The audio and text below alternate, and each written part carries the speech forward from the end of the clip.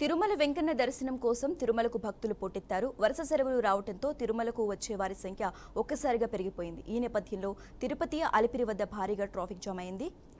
దీంతో వందల సంఖ్యలో వాహనాలు నిలిచిపోయాయి. ఒక్కో వాహనాన్ని చెక్ చేసేందుకు దాదాపు 2-3 గంటల సమయం పడుతోంది.